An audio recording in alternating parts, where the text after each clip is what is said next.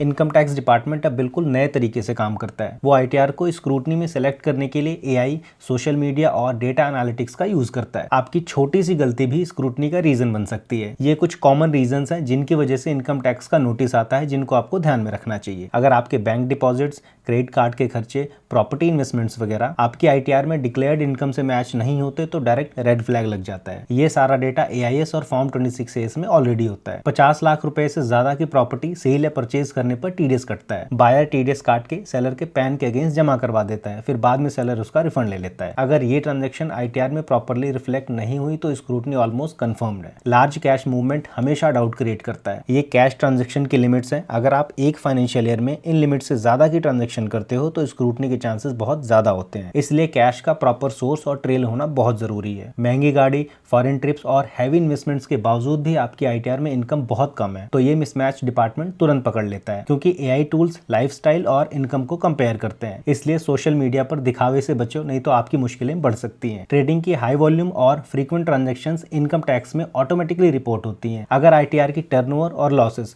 Broker की reported detail से match नहीं करती हैं तब भी नोटिस का खतरा बना रहता है। कई बार आपकी सेम डिटेल ही मल्टीपल ब्रोकर रिपोर्ट कर देते हैं, उसकी वजह से भी मिसमैच हो जाता है। इसलिए ब्रोकर की स्टेटमेंट संभाल के रखनी चाहिए। अगर आपने अपनी आईटीआर में foreign property, foreign bank account और फॉरेन इन्वेस्टमेंट को डिस्क्लोज नहीं किया तो आपके ऊपर ब्लैक मनी एक्ट लग सकता है। अगर ये एक्ट लग गया तो इसमें पेनल्टी के साथ साथ आपको जेल भी हो सकती है। आईटीआर में डिस्क्लोज किया हुआ TDS, FD interest, dividend income, capital gains सब कुछ एआईएस और 26AS से मैच होना चाहिए, नहीं तो नोटिस के लिए तैयार रहना। अगर आप हर साल रिफंड क्लेम कर रहे हो या लॉस रिटर्न यानी कि आईटीआर में नेट लॉस फाइल कर रहे हो तो सिस्टम आपको डिटेल्ड वेरिफिकेशन के लिए सिलेक्ट कर सकता है। अगर आपकी आईटीआर का रिफंड या लॉस एक्चुअल है तो आपको डरने की कोई जरूरत नहीं है, बस आप अपने डॉक्यूमेंट्स को संभाल के रखना। अगर आपके पैन पर बड़े अमाउंट का टीडीएस दिखा रहा है या एआईएस में हाई वैल्यू एंट्रीज हैं और आपने आईटीआर फाइल नहीं की, फिर तो स्क्रूटनी ऑटोमेटिकली ट्रिगर हो जाती है। जिनका बिजनेस है उन्हें 10,000 रुपए पर पर्सन पर डे से ज्यादा कैश में खर्चा नहीं करना चाहिए, क्योंकि इससे ज्यादा का खर्चा सेक्शन 40A सबसेक्शन 3 के तहत डिसअलाउ हो जाता है। इसलिए बिजनेस वालों को तो एक्सपेंडिचर के लिए बैंकिंग चैनल ही यूज करना चाहिए। इसलिए ट्रांसपेरेंट रहो,